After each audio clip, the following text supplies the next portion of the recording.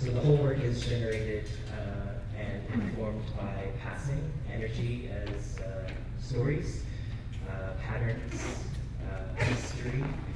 And so the answers are worked through several architectures. This is one of them right now. It's called chess. And the whole soundtrack is stories being told by you. So if anyone would like to tell a story into the microphone, don't be shy. It can be any story, anything that's happened to you recently, or that story you always tell at social gatherings to get to know someone. The dancers will be working through things and responding to your energy as told by you into the microphone. So please feel free.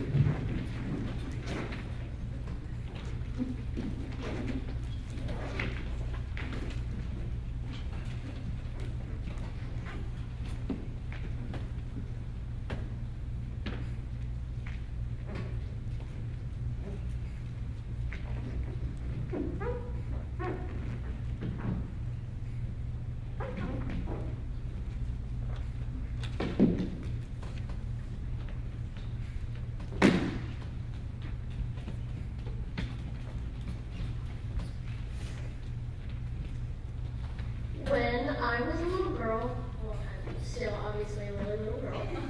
When I was younger, my best friend was named Priyanka. It was one of those names that you just looked at it and didn't want to butcher it, so you didn't really try. But she was my best friend, and we did everything together. And there was this one day that I was invited to a party, but Priyanka also invited me to come over to her house. And so it took me a while to decide, but I realized that I really just wanted to be with my best friend that day. So we were also the nerds of our class.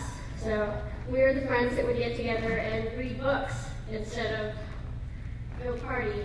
So that day I just got to be with my best friend, and it was really simple, but it's one of the memories I cherish more than going to like an exhilarating event with a bunch of people.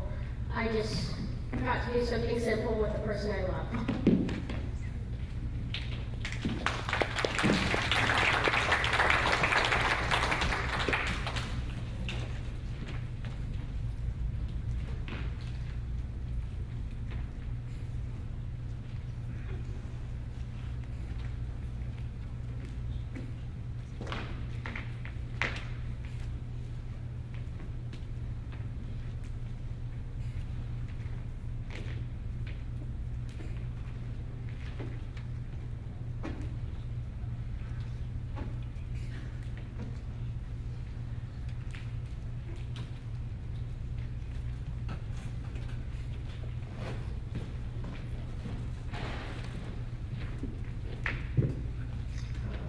Was probably 7 years old. I wrote my first ever Valentine. There's a girl in my class that I really liked, and obviously it's Valentine's Day, and I wrote in really chunky sort of like box lettering with a brown Sharpie so she wouldn't know my handwriting. And so I wrote the Valentine's and left it on her desk. Watched her open it, and after she opened it, she came up to me and said, "Did you write this?" I don't know how she knew it was me, but I said yes. And what I thought I wrote was the classic "Roses are red, violets are blue, sugar is sweet, and so are you." But what I actually written was "Roses are red, violets are blue, sugar is sweat, and so are you." My first highly embarrassing moment.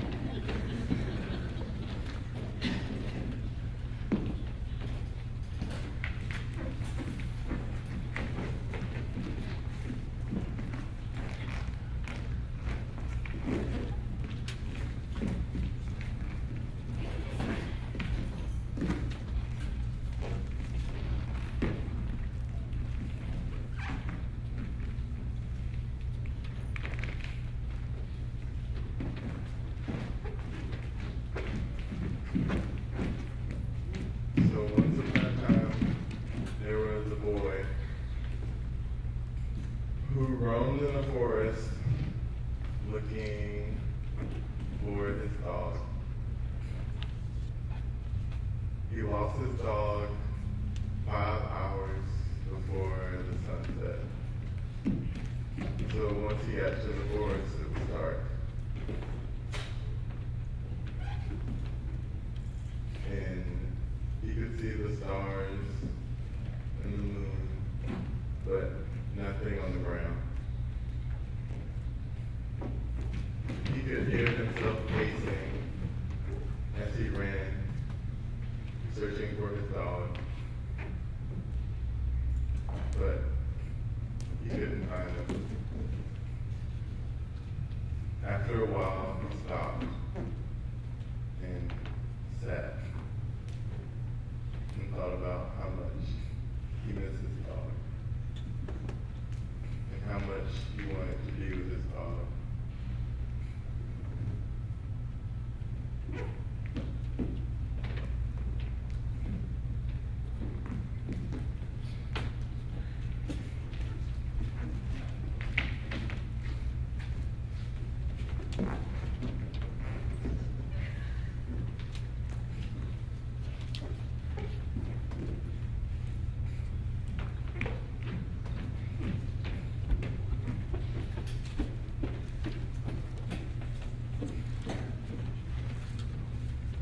When I was in 5th grade, I went through a phase where I was really obsessed with Queen. I would listen to their music all the time at night, just singing it through and through, and I thought I could sing it pretty good, which wasn't the case. But at my school, we had karaoke during lunch, so you could come up and sing during that time. And one kid, which I didn't know, but he was like, "Brian, you should sing 'We Will Rock You.'" So I was like, okay, I guess I'll do it. And so I sang it, and it wasn't really good, but I thought it was good. And afterwards, everyone applauded and clapped and was laughing. And I thought that was a good sign. I thought everyone loved it. But then, after a few days, I realized that wasn't the case. Everyone was just laughing at me. They really hated it. So I sort of got mad at the kid and went and talked to him for a while, and I haven't spoken to him since, but I just, yeah.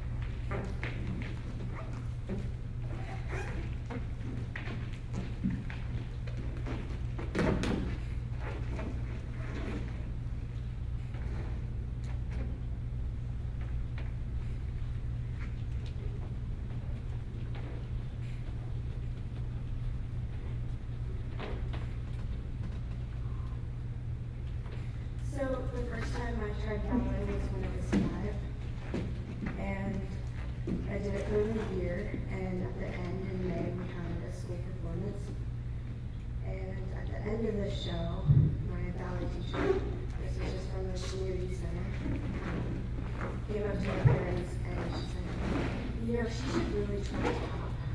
And she was just like, ballet just isn't her thing. And,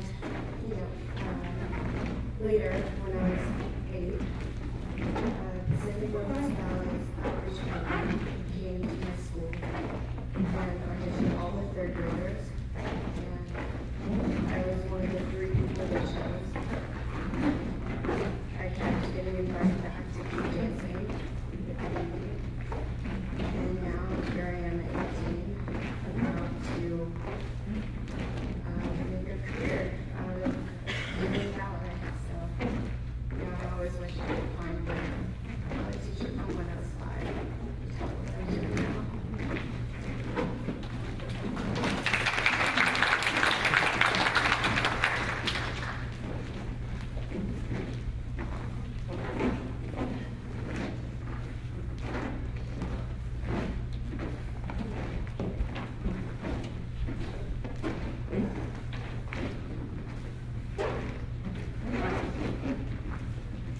freshman year of high school, I took a theater class, which was a huge mistake because I hated talking in front of people.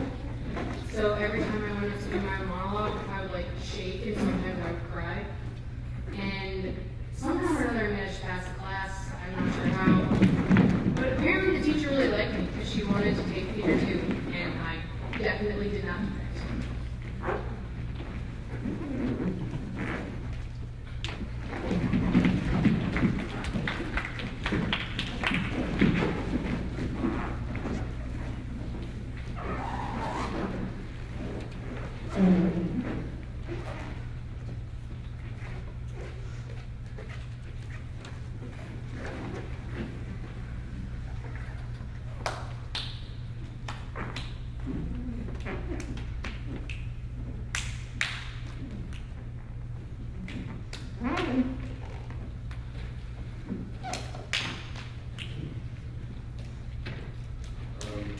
This is a little weird, man. I've never spoken from this, but a long time ago, I was in a situation that was stressful to say the least, and I heard the story and it was pretty inspirational to me, and I hope it does the same for you.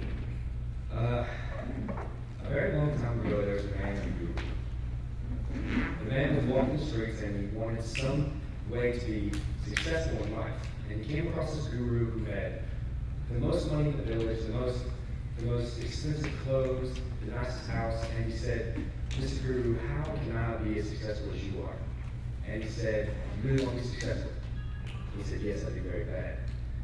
He said, "Well, tomorrow morning, I want you to meet me on the beach at 5 o'clock. And wear the nicest clothes you have." He said, "Okay, I'll be there." The next morning at 5 o'clock, he shows up, and the guru is sitting on the beach. And the man's wearing a suit, much like I am now. And he says, "All right, follow me." And they walk out into the water. Goes like knee deep, and he says, "Man, what's going on?" He's got me knee deep in my best suit, this water. And he says, "A little bit further." Walks out a little bit further. Now he's wasted. "Man, what's going on? I'm about to have to go sell this thing, trying to get it clean." He says, "Well, it's about chest deep." And the guru looks at him, and he shoves him underwater. And just before the man passes out from my box and brings him up, he looks him dead in his eyes and says, "When you want to be successful as bad as you want to breathe, then you'll be successful."